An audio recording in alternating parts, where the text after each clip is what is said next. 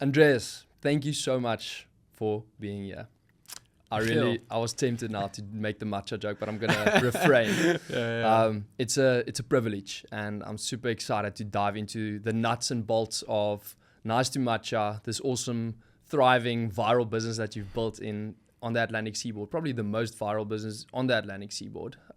But before we get into that, I would like you to answer me a very simple question that I think is on the hearts and the minds of most of the boertjies that are watching this episode. What on earth is matcha? Cool. Michiel, thank you for having me. Thank you for your persistence in getting me on this podcast. So it's a question that not only the boertjies have, but most people, particularly over the age of 40. So matcha is actually a form of tea. It comes from a green tea plant. The difference is obviously the different type of family, but it's the way it's farmed and cultivated. So matcha comes from two main regions, China and Japan. It actually initially was from China, and then a Japanese monk took it across like the 6th century, I believe it was. But the premium sort of matcha comes from Japan. But essentially what happens is when they grow this tea plant 4 weeks before harvesting or picking the leaves, they put coverings over it so it grows under shade. And this is what makes matcha so special, in that the lack of direct sunlight increases the chlorophyll content and all these amino acids and antioxidants and the health benefits of matcha, and gives it its distinct taste, increase in chlorophyll. So they do it 4 weeks before they harvest. So they've just done the harvest now in May, the first harvest. And they pick the leaves, they dry them, and then once they've dried them, they stone grind them into this fine green powder, which you'll see in our store. And that's the basic A to Z of matcha. That is something that I did know, because I had to do some research for this episode. But It's such a strange concept to think that we are importing this tea from Japan or China, wherever you're getting it from, and that it has become such a massive craze in Sea Point. Right. What do I need to know about Andreas and the way that you grew up and where you grew up, just to understand a bit more about you and what got you to this moment and this place in your life? Cool. The least important part of this podcast. My name is Andreas Forsyth-Thompson. So I'm half Greek. So you'll hear me either called Andreas or Andrew. Andreas is Greek for Andrew.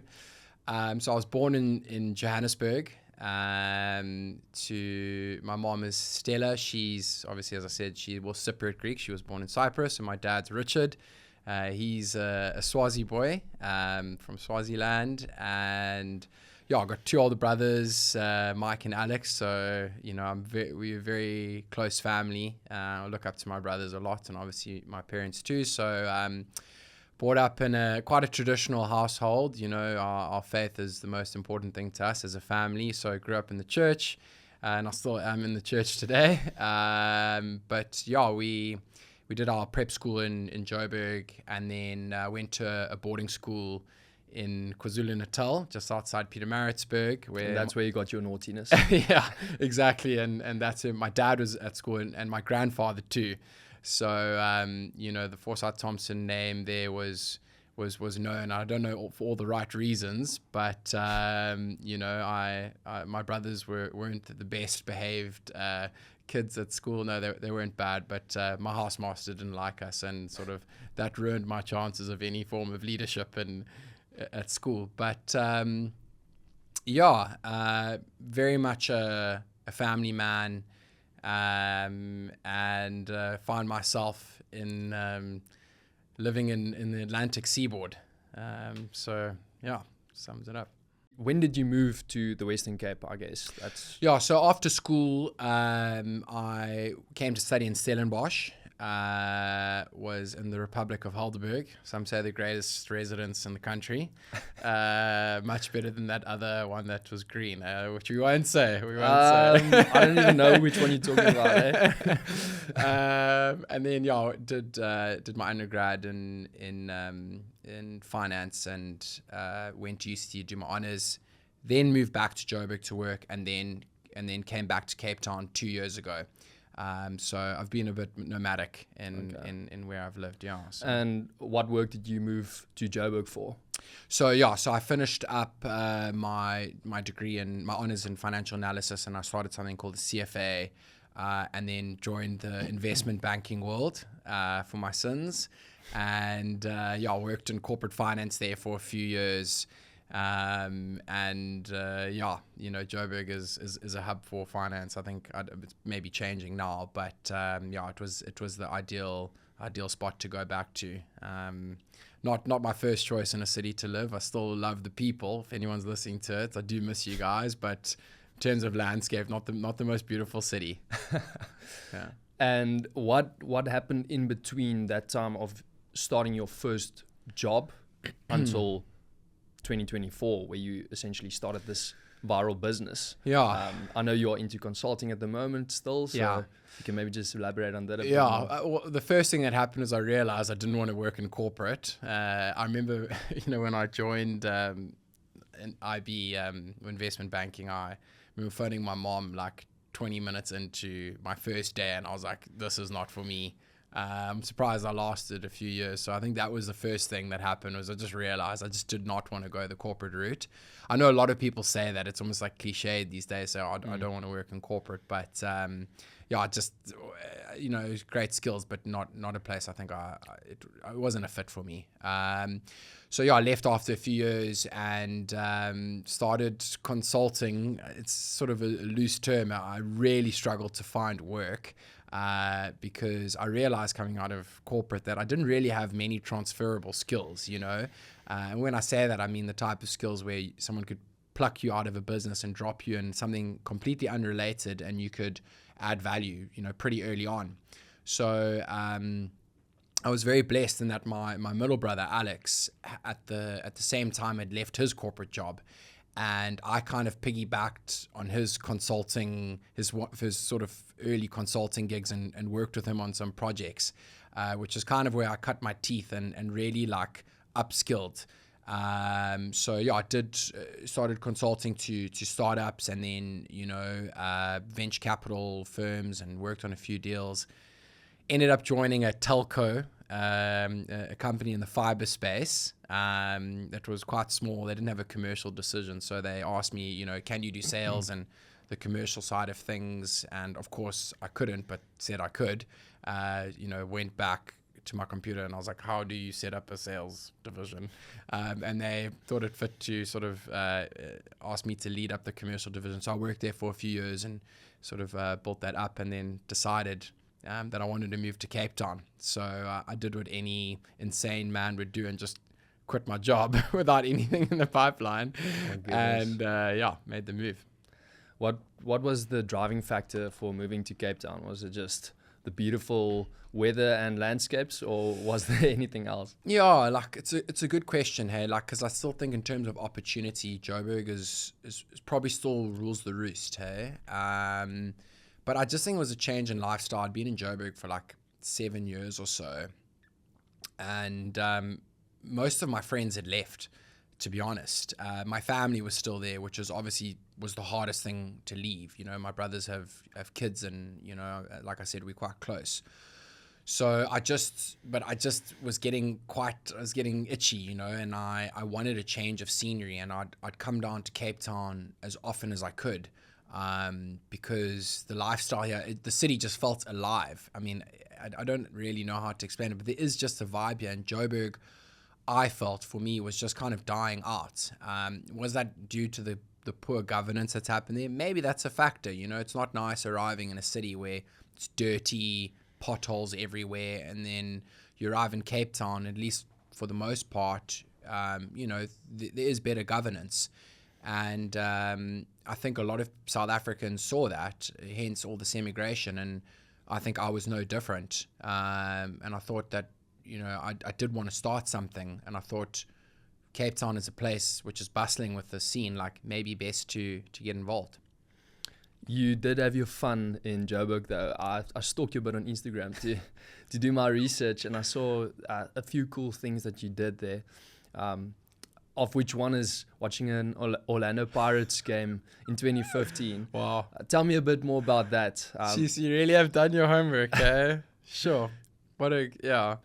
So, yeah, that's you know, you hit on a very special part. So my best friend growing up was the lady who raised me, was my nanny.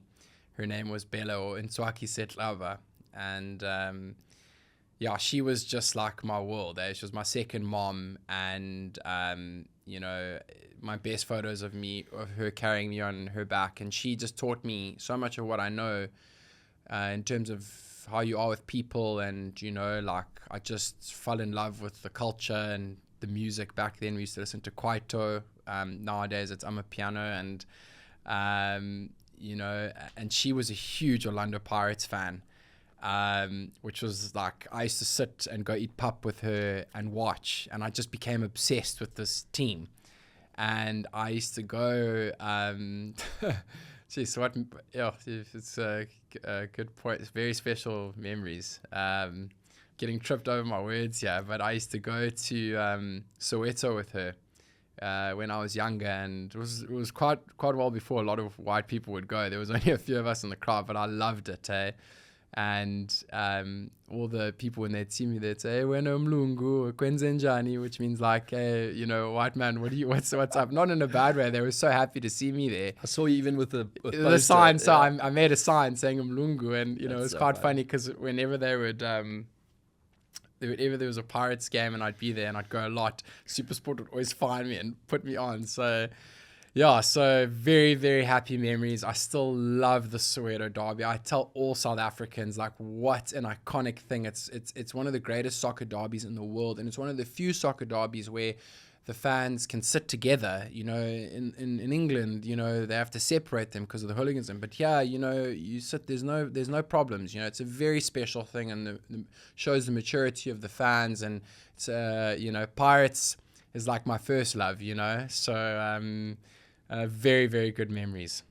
There's a specific reason I asked that question, and I hope there's a full circle moment here, but I saw in one of the posts you tag Adidas, and it's so cool to see you tag that brand in that post, and more than 10 years later have a collaboration with them in your business. So I know that Nice To Matcha is super strict and specific about who they collaborate with. Can you tell me a bit more about that? Jeez, Michiel, like I didn't even know that I tagged Adidas. I didn't even know that. That's crazy, and I suppose it's just like God's sense of humor, you know. And I've always been the biggest. I love Adidas, you know. I like Nike as well, but Adidas for me has always been king, and yeah, it's just absolutely mind blowing. You know, we at Nice To Matcha, we've had quite a few approaches. We've been very blessed to have a few approaches for collabs and stuff, and some from some very big corporates and, you know, some smaller ones. But I think we were a bit young for it. But Adidas came knocking on our door, and I suppose that little child in me just couldn't say no. And to be honest, they also just the team there is so wonderful. Gabby, if you're watching this, you know, so yeah, I mean, it was always surreal to actually, I always used to joke if I could be sponsored, you know. I had a few names on the list. I think it was like 3 or 4, and Adidas was always one. And, you know, I got, first time ever, I got some Adidas stuff, you know, and I didn't care if it was just a t-shirt or, you know, they did kit us out nicely with shoes and stuff, but it was a very special moment. And yeah, amazing of you to pick that up. So yeah, thank you. That's a very special, I'm gonna be telling that story. I guess a business doesn't get to that point immediately, though. Being able to do collaborations with Adidas and corporates and stuff comes with a lot of work, and that is what this podcast is about. We want to encourage people to chase their dreams and seize the opportunity that are available to us in Cape Town. For me, the easiest way to do that and to encourage others is to tell stories about how we've done it before, how others have done it before. And you are one of those people who have found success in this crazy town of ours. So can you maybe tell us a bit more about how Nice To Matcha started? Just the brief history about it, challenges that you faced, and just tell your story to us. We're here to listen. Yeah, so it's a ridiculous story, really, and I think it's only right to say that a year ago, I think 12 and a half months ago from today, I didn't even know what matcha was, which is, it's insane to think about, but I'll try and make this brief, but I was in the consulting space and I had a few clients in Europe. So last year, May, June, I went on a trip I was in Germany and in the Netherlands, and then finished off in London. And I was visiting friends in the north, in a northern city in Germany called Hamburg. And there's a suburb there called Eppendorf, which is a beautiful little suburb, and I highly recommend Hamburg for anyone who wants to visit Germany. But a friend of mine who was into the food scene was like, oh man, there's like this popular bar called, like, it's a matcha bar, like, do you want to just quickly like grab a drink? And I was like, you thought it was a bar that you can have as much as you want. Yeah, exactly. I was just like, what is this? And I always laugh because, like, sometimes I see it's particularly men will walk into a matcha bar and they'll just be like looking around and give us these like skiff looks and stuff. I laugh because that was me, I did that, and I walked in and I saw like a lot of young people coming in and getting these drinks, and obviously like my brain was just like blown away. But I think even more so just by this simplicity of this product and the business which I saw there. So I just had to ask myself first question, like, why is nothing like this in Cape Town? Like, if it works in Europe, typically like it's got a good shot at working in Cape Town. Now, maybe a step back, is Cape Town's typically 6 to 12 months behind Europe and the UK, maybe a little bit behind the US as well in terms of trends. And Cape Town is a very European city. There's no doubt about it. It's the most European-ish city in Africa, I would say, and with that probably comes its positives and its negatives, but a lot of European influence here. And I think as more come on holiday here, which is anyone who's been here in December knows, it's that influence is growing. So I think that's where my mind went first, is like, if it's working here and it's popular here, like, it's surely got a good shot of working in Cape Town. So as I traveled around, I just started seeing these matcha bars, and I'd go in and just kind of be like, wow, this is very interesting. And I'm a very like meticulous guy, so I just started researching. And like you, my first question was, what is matcha? I had no idea. And I came back to Cape Town in June, so this time last year, and I jumped on my laptop and I just started sourcing matcha. I didn't bother with strategy documents or anything like that. I think coming from corporate, I was tired of that stuff. And, one of the things that I'd learned in my consulting days was to execute.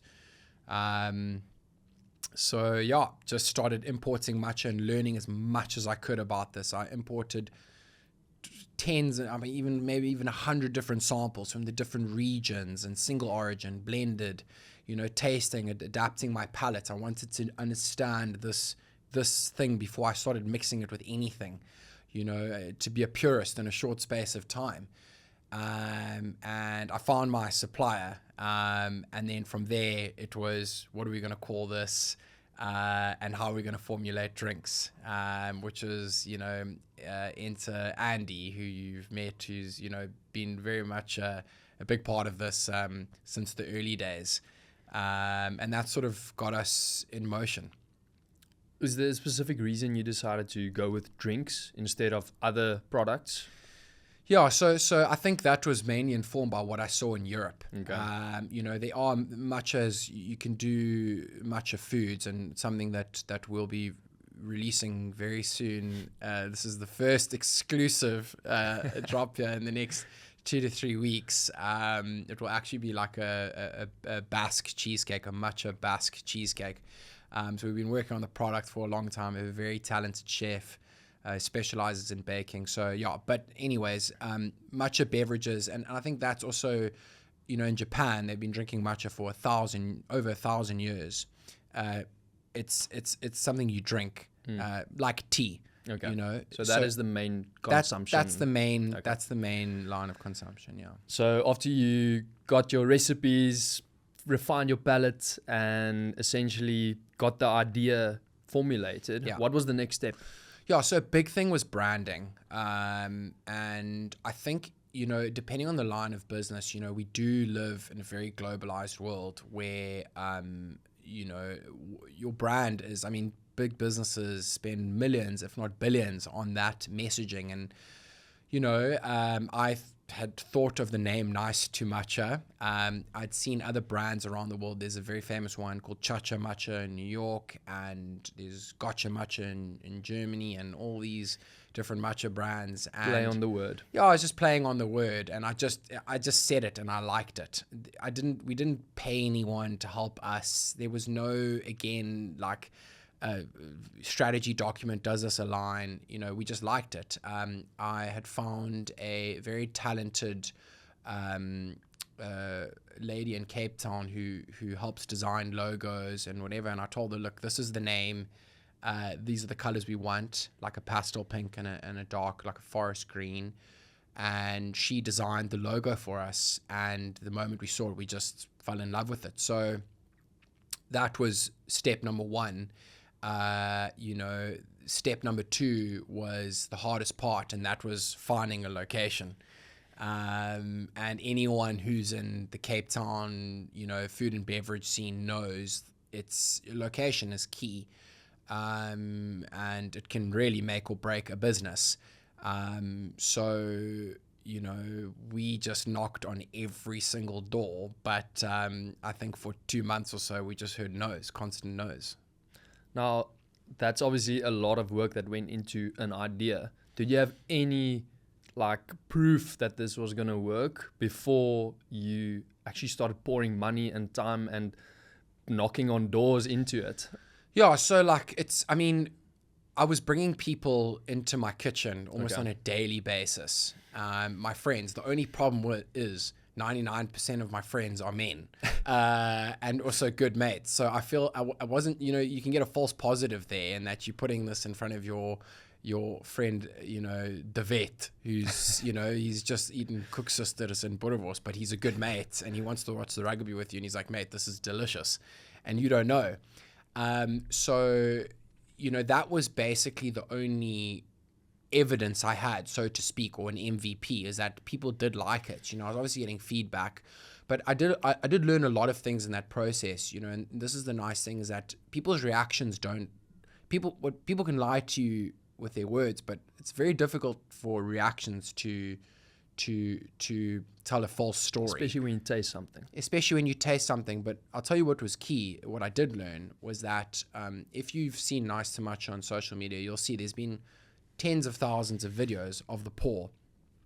And when I first put it in front of my friends, and we'd add the whatever strawberry or my first drink was the mango, because I love mango. You add the mango, the milk, and then you pour the matcha in, and this green, it's aesthetically pleasing, seeps through, and all of them would just be like, oh my gosh, and I'd watch their eyes, and I knew that this was a USP in this business. And from what I'd seen in Europe and the US and the UK, no one was premising their business on this. And for me, that was the biggest learning, because my conviction, again, was I can't control whether people like matcha or not, There's a few things I can control, though. I can control the consistency of it. So if you come to my matcha bar, you'll see that there are 5 scales behind there. And whether you like my drink or not, I can't control that. It's up to you. It's what your palate likes.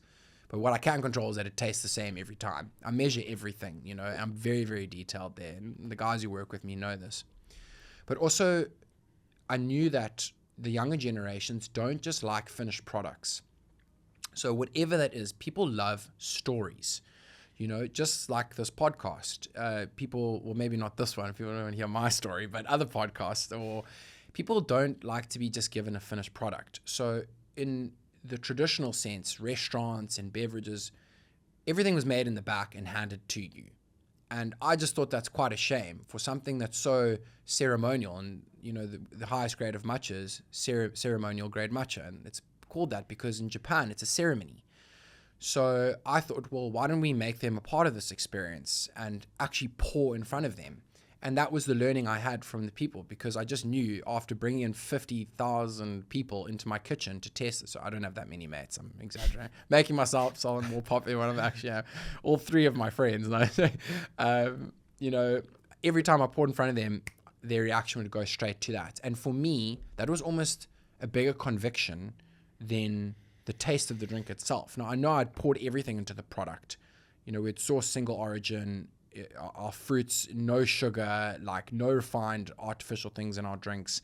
But I can't control whether people like it. But the experience was something that, you know, moved the needle for us a lot. Okay, so we are now knocking on doors and we have a hunch that this product can be something big. Yeah. How did we actually find this amazing space that you're based in today? Yeah, it kind of found us, you know. People can get tired of me saying this, but just another act of divine intervention. I had, you know, tried everywhere, like the runners of the market. I was told no. I think a lot of people were like, just doing a matcha thing, like, why don't you want to do coffee? But I just love niche businesses, you know. I think, just sorry to add in there, like anyone thinking about businesses, like don't be scared of niche.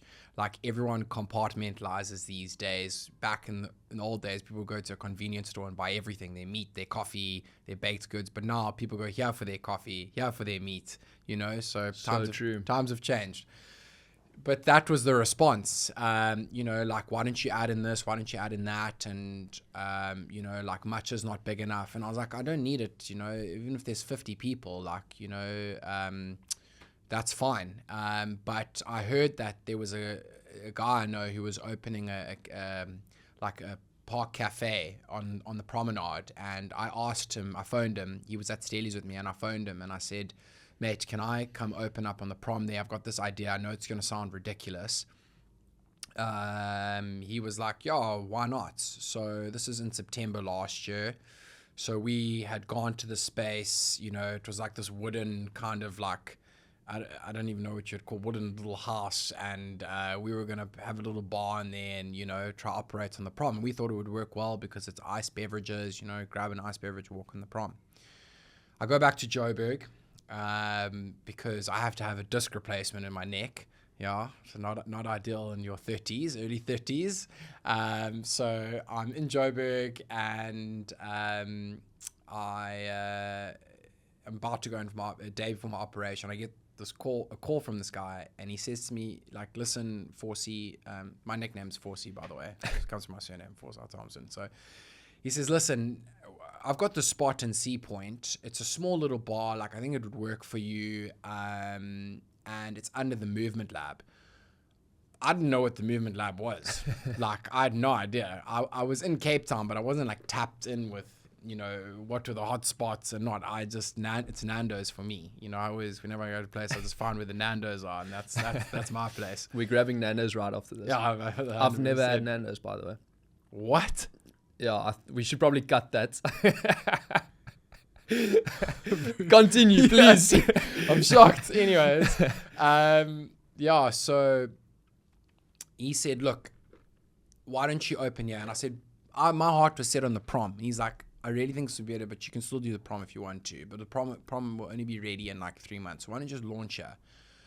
So anyways, I go into my op, have a disc replacement, come out. It sounds more hectic than it is. It's quite advanced these days. Come out, and I'm like, cool, I have to go plan, you know, to set up. But I come back to Cape Town, arrive, and I walk into the store. All the tiling is white and pastel pink. that's the colors of our brand. I'm like, hold on a second, like, you know, with 2 windows as well. You know, so people think that we built this thing. We did not. I found it like that. People come to me and they're like, geez, so genius how you set up this store. And I'm like, I didn't set up anything. Like, I did not build a single thing in there. We put signs that we hung up, and our menu we stuck up with press stick. You know, it was, you know, it's this whole thing of like an MVP, which is just like the least expensive way to get to a product that you think is viable to customers that they might buy. And anyways, we spent, you know, a bit of time making signs. You know, we thought we'd put a mirror out there because I was told by Andy that girls like taking selfies in the mirror. You know, the last time I posted something on Instagram was 2020, so I'm not this huge selfie guy. Yeah, we geared up for launch. I mean, I found guys to help work with me, like basically off the street. I'll never forget the night before we did for a week. We did training to how to make the drink. You know, because I just made this thing in my kitchen. No, I wasn't prepared to make this for 20 people. I mean, you know, so we set up a production line. We just made it up on the fly, like, you know, and that's the thing about, I think, business is like you just figure it out as you go. You know, you always gonna be hurdles are gonna come across, but you just have to. It's problem solving. That's what business is, problem solving.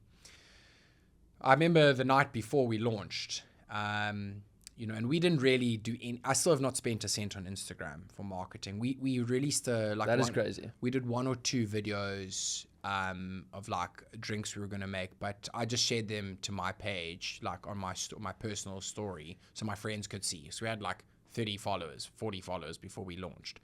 And the reason why is I didn't want to, I'm not against hype, but sometimes I find social media can once again create a false positive, and people can have a bad product and use social media influencers to prop that up.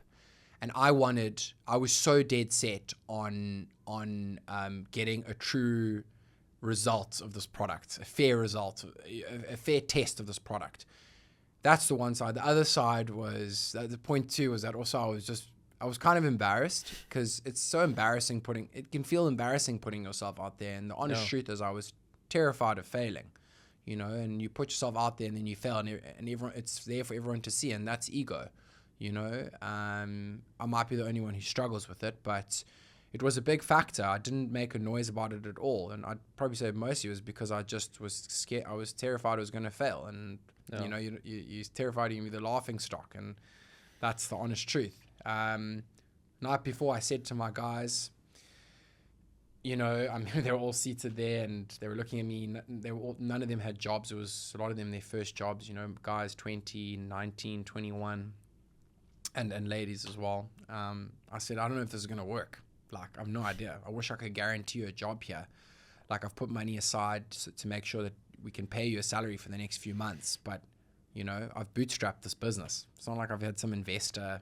No one's helped, you know, from the financial sense. So, yeah, we launched, and the rest was history.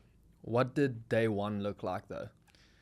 So, you know, obviously quite dark rings under the eyes because of the stress the night before. Yeah, the stress the last. I didn't sleep much. You know, I remember that morning I woke. I couldn't sleep. I got out of my bed at like 4:10, and I went and did what any desperate man does, and I grabbed my Bible. I started reading it, and I was just like, Lord, this sounds so ridiculous. I'm opening a matcha business, and I'm praying, you know, for success. You know, I didn't realize that God in that time was teaching me to trust Him, you know. And because I will say this, like, aside from whether your business or what you do is a success or not, what I've realized, He's far more interested in us and our character. And, you know, but I remember praying that morning, like, whatever happens here, it's your business. It's not mine. It's not about Andreas. And I never wanted to be about Andreas. Which is why Michiel will tell you he's had to twist my arm to get me on this podcast. Yeah, I came in 5, we swept, washed all the dishes, washed everything again. Very big on the hygiene side. I get it from my mother. So, Mom, if you're watching, you see it's come through. we launched, and that first day was just mental. Like, girls were coming down from the movement lab, Pilates, and they just saw this matcha bar, and we had expectations in place. And on the first day, we 4 times our bull case, our best case. We 4 times it. And then Saturday, we doubled what we did on the first day. And then Sunday, we went 50% up on what we did on the Saturday.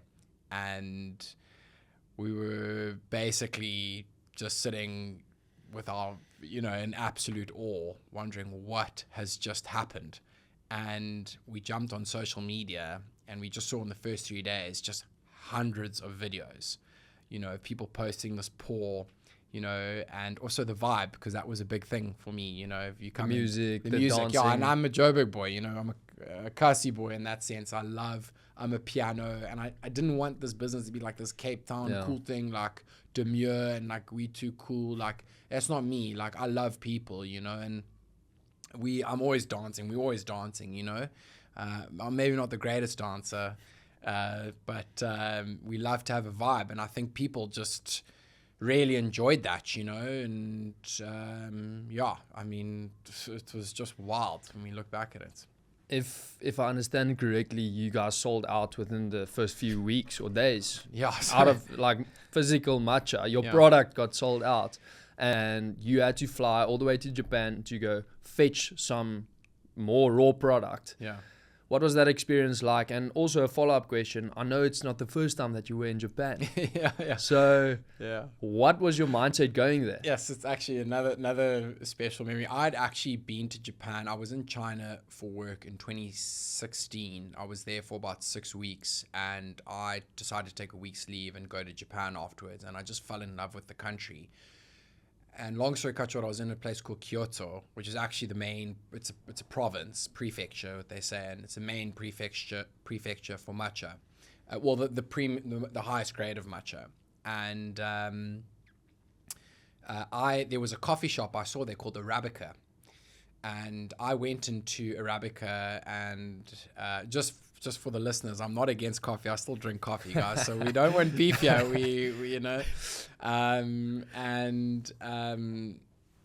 I loved the store so much that I thought what he had done was amazing, that I'd emailed the owner and said, please, can I franchise this in South Africa? I've still got the email in 2016. And he, I think, had 2 stores. And he mailed me back and said, great, and sent me the numbers, but it was like going to cost me like 2 million rand. And, I still don't have 2 million rand, but I certainly didn't have it back then. He's now in like 30 countries around the world. The Arabica's one of the most famous coffee brands in the world now.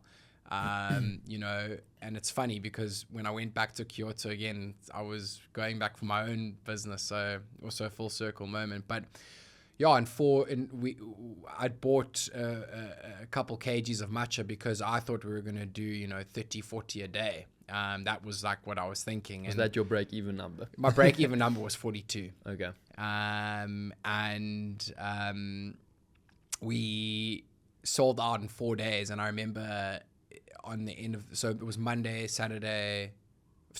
Saturday, Sunday, Monday. And Monday we closed, and I went to look at our container and just saw like this much matcha in it. I just had my head in my hands, and I was like, I'm so screwed. Like people think that I like planned to sell out. I had no idea. But we just thought it would be so funny because I'm actually a child, very childish. Maturity levels aren't that high. I was like, it would be hilarious and also very cool if I actually just went to Japan, and actually went to meet the farmers. And so just went back home. We put up signs on our door saying out of matcha, gone to Japan, be back in a jiffy. And the people just loved it, and it wasn't us trying to make content that people loved. It was us just, this is who we are. Being authentic. Yeah, just we clowns, we're not, I always say we're the least cool people in Sea Point, if you come there, I'm the least stylish as well. I always wear the same pairs of pants and shoes. I've got one pair, which is breaking now, so I need another one. It's freedom of movement. Roll, to hook me up. So we went to Japan, and I thought, part of it was the quickest way to get some was to actually put some in my suitcase and bring it back, So I went to back to Kyoto, and to your suppliers that you were already to my using. suppliers, yeah. And it was just so special to meet these farmers. I mean, these farms have been in the family for generations, and our matcha is perfectly organic.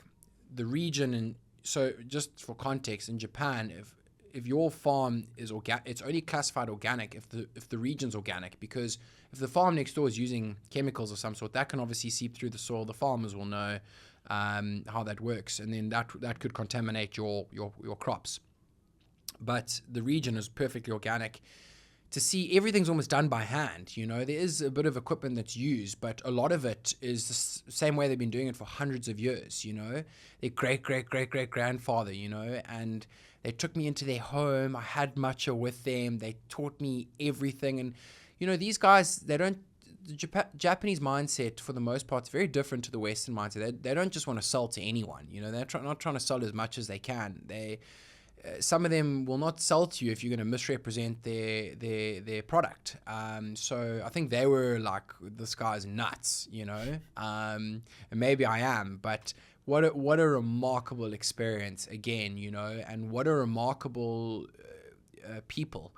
Really, the way they take pride in what they do. I was truly blown away by the Japanese, and it sort of gave me a little bit of more motivation to really properly represent this product. So jumped on a plane and came back, and we reopened I think the following Saturday. So I guess you didn't do much sightseeing in Japan that time. No, I didn't get to see much, but I did eat my fair share of sushi. I'm trying to grasp how childish man sorry, that sounds very rude, but no. A childlike in spirit guy builds up this business that isn't a very macho business, and then attracts faces like Siya Kolisi and just people in our community that are so highly regarded. How did you meet him? So I'd actually met Siya many years ago when he was at Western Province Academy, and we've had a few mutual friends, but kind of reconnected when he came into our store one day, and I ended up chatting with him, and since then, whenever he's in Cape Town, he'll come hang out, and he was such an amazing. I mean, Siya has been such an amazing support. Doesn't ask for anything. He just gives so much and doesn't ask for anything in return. Really special. And I think he just also really resonated with just who we are, and I think he also really liked our music. We just would hang out whenever he was in Cape Town. This was end of last year, and then since then, we've developed a good friendship, and he's often texting me when he's away saying he's missing his matcha. He can't do coffee anymore. No So it's quite cool, but I think it just shows, matcha it's for anyone. It's if you like it, you like it. And that's the best. That's the thing I actually love most, is if you come sit there at Nice To Matcha, man, you get from all walks of life and just great people, and that's an amazing part of it. You've reached some success coming back from Japan, business still going strong, and I guess you had to pause for a minute and actually think about what this could be. And I know you're still doing consulting, but tell me a bit more about the vision of Nice To Matcha. Yeah, so I think this was set up as a side business, and I think you often hear the term side hustle, and it was not something I intentioned to take all my time, or even most of my time. But obviously the reaction from the market and our customers, I think indicated that, look, there's some potential here for growth. I mean, not only growth, but improvement as well, you know, and that's something we always will do at Nice, as long as I'm there, is try to get better. But, you know, I think if you had to look at the DMs on the Nice To Matcha page, there's been hundreds, if not thousands, saying, come to Joburg, come to Durban, come to Stellenbosch, come to Durbanville. Even a couple's come to Uppington, which we probably won't come to, guys. Sorry. But, so, you know, but I then realized that this is something that, you know, we could actually grow. So, you know, that led me to the very important question is growth is, everyone wants to grow, no matter what. You grow as a person, you grow in your faith, you grow in your training or whatever. Like, everyone wants to get better, and everyone wants things to get bigger. It's just, I think, human nature. But I think it's important to ask yourself, like, how do you want to grow? Like, what type of growth? And that's kind of where we had to, you know, look at Nice To Matcha and think, like, well, what is the strategy? We still don't have a strategy document, by the way, but what is the strategy? Like, what type of business are we, you know? So we very quickly determined that we're not going to be everywhere, and we don't want to be everywhere. And I think one of the main reasons is that, you know, we are so big on the quality and the product of this. Is the moment you go everywhere, you can really lose a hold of that. And it's not something I'm willing to lose hold of. So even if it meant that I only had one location, that's fine, as long as the product is as good as I can make it. But naturally, we want a few more locations. And, you know, it's something that it's a struggle, because, as anyone knows, finding a prime location is extremely difficult. It's extremely competitive. We know we're not all that. We know we're not the only matcha brand as well. There's other good matcha brands out there, and opening bars, and will open matcha bars. So we're not the only ones, and we don't think we're special, you know, but we're praying about it, and hopefully soon we'll have our second location. But yeah, and your cheesecake, and the cheesecake is coming, the Basque matcha cheesecake. And this is me. I'm a huge cheesecake guy, so I've kind of forced that upon everyone that we will do this. Hopefully it works. If it doesn't, then yeah, you know whose fault it is. But then the second part is e-commerce, and it's something we've worked extremely hard of. So at Nice To Matcha, I've got like a 3-pronged approach. So it's taste, which is obviously what you taste in your drink, you know. It's touch, so like the feel, so the texture of things. So this is all with the e-commerce product. And then scent, so what does it smell like? So we've built our e-commerce across that, and potentially partnering with I can't talk about now, but a luxury perfume brand that will, you know, accompany us on this journey. And that's something that we will be launching in the next 3 to 4 months. So we've worked extremely hard on the product. We want everything to be an experience. Doesn't matter how dull it may seem.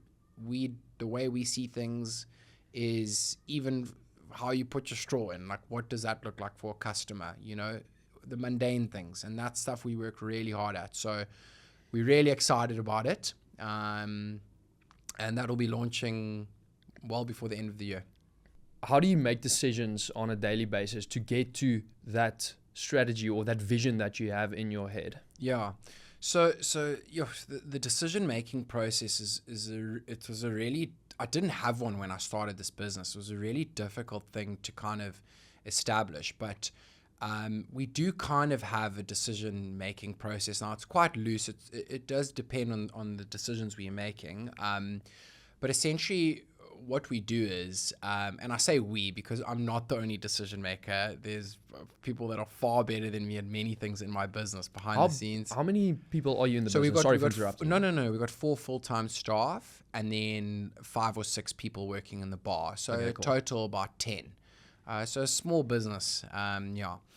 So what we'll typically do is we have these like whiteboard sessions. So it's a very informal thing where we just gather around, like get some pizza or whatever, and basically I will just go off on a tangent about how Messi's the greatest football player of all time. Obviously, as the boss, I do not take any feedback. But I'll just make sure everyone knows. And how the Sharks were robbed in 2007. So once I'm done with my shenanigans, what we'll do is we'll list a few words. So, like, let's just say we are talking about launching something.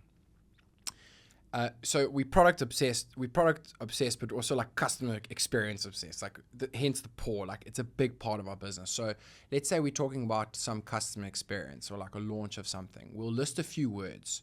So we'll say like, right, like what are the words that would characterize this launch? Like exclusive, premium,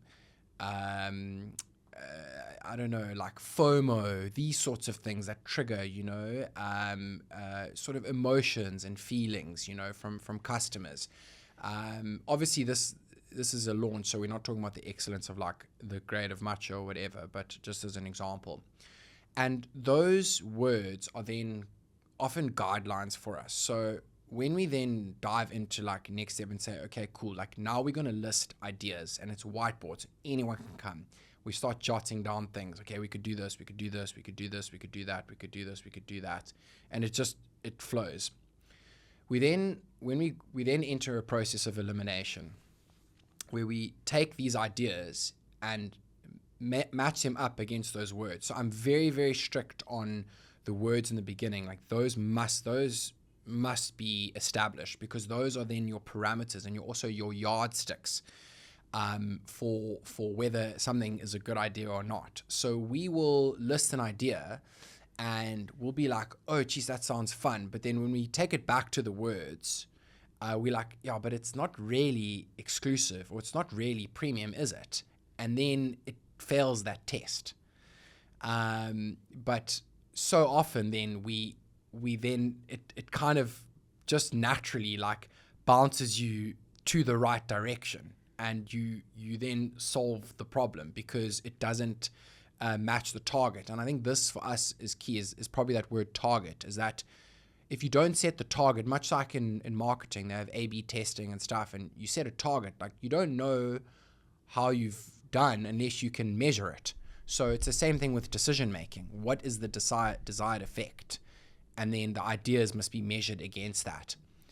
Then once we've selected something, we will then, the decision will be made. Sometimes it comes down to a vote. And, if there's a tiebreaker, then, someone will have to break the tie. But very seldomly we haven't had to come down to a vote, because the words that we set out, they separate the bad ideas from the good ones. And then once the decision is made, then we can execute on it with a very clear vision. So it's quite simple. I feel like I can now understand why so many of your employees say that you are a good leader, and they actually do say that, because I talked to a bunch of them before this episode, and it's cool to know that there is some structured decision making behind all of this virality, because I think a lot of people get discouraged about the fact that this is just luck, or that this is just by chance. But there's some real brain power going into this. Although there's no set strategy, I can see that you do think about what you are doing. Yeah. What you've told me about the vision for the company, but what is the why? Yeah, so the why is, I think there's not one part in me that's trying to become a billionaire. The why is, a lot of people, if you jump on LinkedIn, you see those insufferable posts and whatnot, and if anyone does that, and they try, it's some pseudo sense of humility. I think the why is, God wants to use this business. We actually want to get very involved, and it's something that I haven't spoken about publicly before, but I'll share it on this podcast. And we'll never touch it to our marketing and stuff, because we want people to buy our stuff because of this. But we actually really want to get involved in orphanages and kids who don't have fathers and things like that, and really get stuck into communities. Like, I've had a dream for many years to build an orphanage, and I'm getting goosebumps. No. And, you know, I don't like, again, I get very awkward talking about it because, like, I'm very, like, I don't want people to ever, if you ever hear this and come want to support us because of that, don't. Do not buy our stuff. You must only buy our stuff if you think we're the best and you think it's worth your money. For no other, you mustn't buy it for any other reason. But, you know, we've, and also, like, I'm, you know, as we instructed in scripture, you know, if you're giving something, don't let your left hand know what your right hand does. So it's never something we'll ever be loud about. We don't disclose any of this. We don't, not for tax reasons, not nothing. But, you know, we've slowly started that journey. Not to build, we're not necessarily building, but I'm trying to get involved. And my why here is that exactly. And this business, again, I cannot emphasize, like, it's not about any person or anything. It's not even about the matcha. It's about accomplishing what we believe God's will is for our lives and how we can further His glory. Because at the end of the day, we don't want people to, when this business is done, because nothing lasts forever. And who knows how long. Maybe we won't even be around in 6 months. I don't know. But at the end of the day, we want people to look back and say, geez, look at what God did with a few very ordinary people, because that's all we are. I promise you, we ordinary people, but we've had God's mighty hand that has moved things for us. And that's the only story. And, you know, if that's the outcome of this business, and that's more of a success to me than 10,000 stores and $10 billion. So that is our prayer. I love that. I wish I could end the podcast on that note, but I have so much I want to still discuss to you, and I'm going to ask you questions until they kick us out of here. So a link to that, orphanages, and I know you don't necessarily want to dive into that, but it is a huge problem in South Africa, and along with a lot of other things that come from mismanagement and government just stuffing up. Do you think that small businesses is a part of that solution? Yeah. Small business is the solution, I think, to the economy and a lot of the issues we face, economically speaking. I don't think small businesses solves other issues we have. And what I mean by that is, you know, we've got I think 72% of babies, approximately, someone have to fact check me, in South Africa are born without a father present. You know, all of us that were blessed, and I say that really blessed and privileged to come from families where we had dads that cared and loved for us, you know the impact of that. I think that's the greatest crisis facing South Africa. You know, how many times, you know, is a baby left destitute?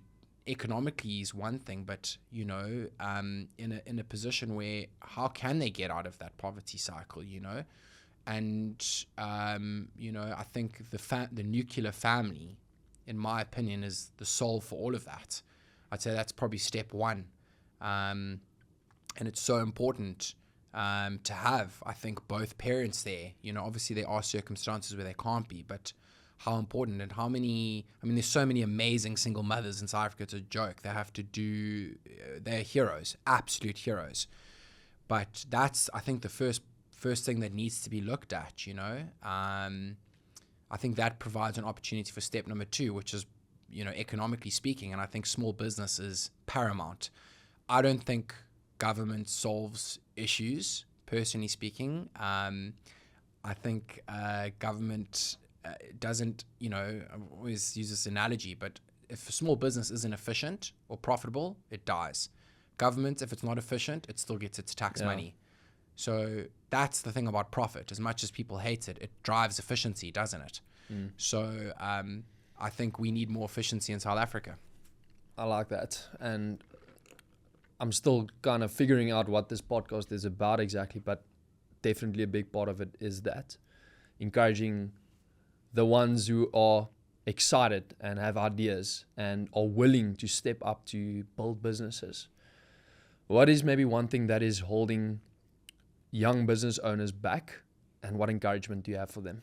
So I think one of the things is I think economically speaking, it's probably an availability of capital for a lot of people, you know, and Nice To Matcha, you know, as I said, I bootstrapped it. I didn't put much money into it. I won't disclose, but people will be shocked how little I put into it, you know. But a lot of people, it's capital. You know, I think starting a business, a lot of people have to leave jobs. Excuse me, and that's a huge risk and quite daunting. So I think it's availability of capital. But personally speaking, I think is the biggest obstacle. You know, I've been told that there's two types of people. There's people who talk about doing things, and there's people who do it. And a lot of people who have ideas, just like I did for many years, and I spoke and I put a document together and I built a financial model and did exit valuations while it was still an idea, ridiculous. Like, the thing is, you just have to do it. Like, nothing of what I'm saying is profound. It's really just putting it out there and do it as simple as possible, so that if it doesn't work, your mistakes and your lessons you learn are cheaper ones.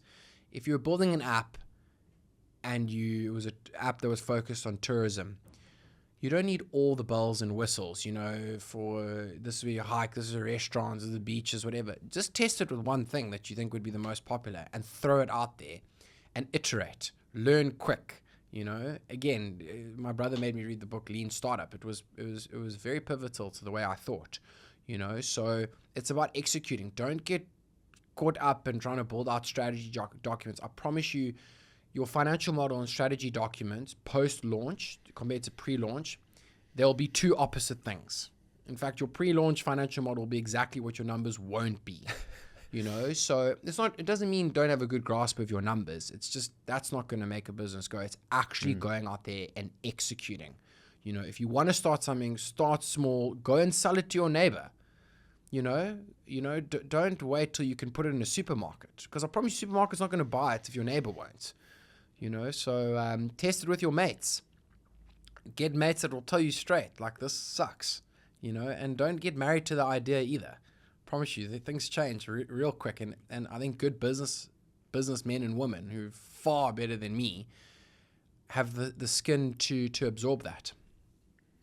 Andreas, I'm very glad you decided to actually come through and talk on this podcast, because you have a lot of wisdom, and I look up to you as a mentor, even though you don't regard yourself as someone like that. But I learned a lot today, and I want to thank you for your time. It was such a pleasure to have you on this podcast, and I'm keen to have you on next time again. Yeah, thanks, Michiel, and also Rob, who's behind camera. He's done an amazing job, and also for anyone listening, these are two very special guys, and for both of you, as our cup said to you, that your future is bright, and thank you. I mean, there's many better businesses and businessmen, men and women, than me out there, and you know, thanks for allowing me to come speak and share a bit of our story, and just for being such a support. It really is special for me to be here. Thank you. And now Andreas is going to teach us how to make some matcha. And I'm actually going to be doing the thing. Yeah. So it's actually it's an interview test for to be our next head barista. So we've had a lot of the girls asking, can they get Michiel pouring? So I said, let's just train him how to make a matcha first. So let's get into it. Right. Okay. So we got our vanilla bean. This actually comes from Madagascar. So we're gonna pour that in the matcha cup first. I'll tell you when to stop. Yeah, that's about enough. Yeah. Oh, okay. That's all good. That's perfect. There we Okay. go. Cool. So now the vanilla's in. We've put a little bit of vanilla bean in. So next comes the ice. You got to be quite careful here. The ice is right here. So you're gonna put a bit of ice in. I'll tell you when to stop. So just keep adding that in. Okay. I'll hold the cup while you do it so it doesn't fall over. Cool. Yeah, keep going. Might have to gooi the whole thing there. Valid. Okay, so now we've got the ice in. So we're going with oat milk. So Michiel's gonna give it a good shake. Yeah. Okja. Shout out. Phil and Dave, thanks for supplying me. Best oat milk, guys. Trust me. So you can open it here. Okay, cool. So we're gonna keep pouring. I'll tell you when to stop. Right. Keep going. Okay, cool. That's good. That's good. Okay, so we're 2/3 of the way there. Now is the main part, which is actually making the matcha. So we're gonna swap this around. We're gonna put this bowl in. Okay.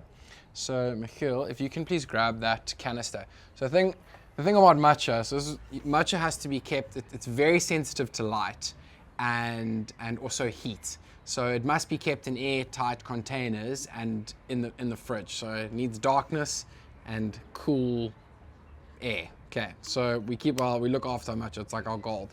So you won't be able to see this in the camera, but you get this bright, vibrant green, which is generally the sign of high quality ceremonial grade matcha.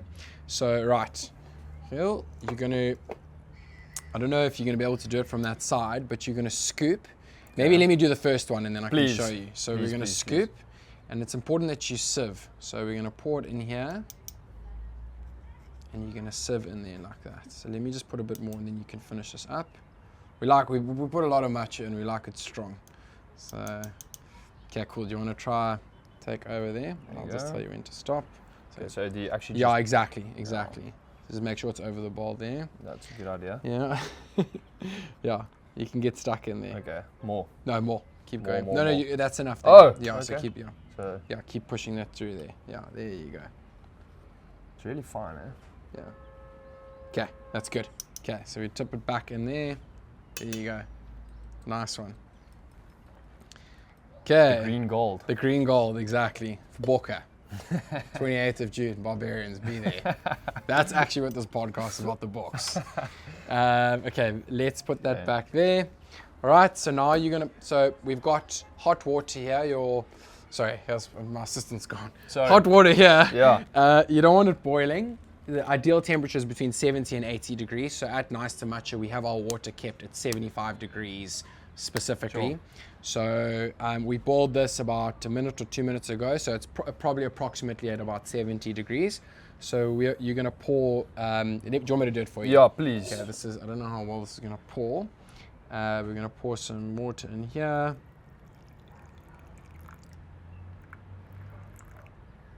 He knows what he's doing. I've done this once or twice. Okay, so now the matcha and the hot water is in here. Now Michiel's got this. We bring these in from Japan. So you can hand whisk, but if you're doing a couple hundred a day, like that hand and wrist of yours is going to struggle. And this is bamboo? This is bamboo. Yeah. It's 100-prong bamboo. So you see people putting in matcha in blenders and stuff. Nah. You gotta use the bamboo. You gotta use it. Okay, so you're gonna put in this, you're gonna hold, and then you're gonna whisk like that. It's not gonna make a mess. It might at first, but yeah, there you go. Oh, okay. Am I supposed to like turn it around? Just like, yeah, exactly. Yeah. There you go. You're getting the hang of it. I'll help you. It's getting that color.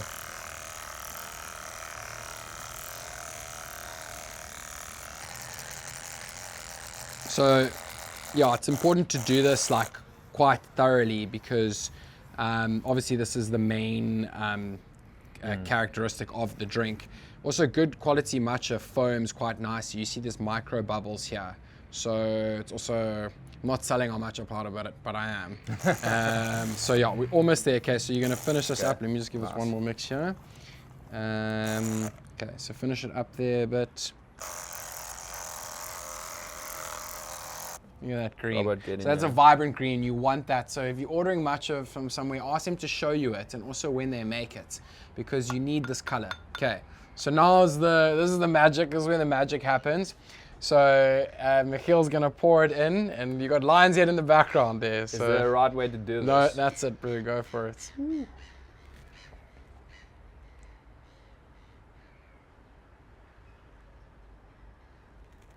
Love. There you go. And so, there you have it. There you have it, yeah. So also a thing, sometimes people just stick their straw in and like just drink from the bottom, but you actually got to give this a bit of a stir. So we've got a straw there. Yeah, so I think take that out. And then give this a good mix. So You can big do that. Okay.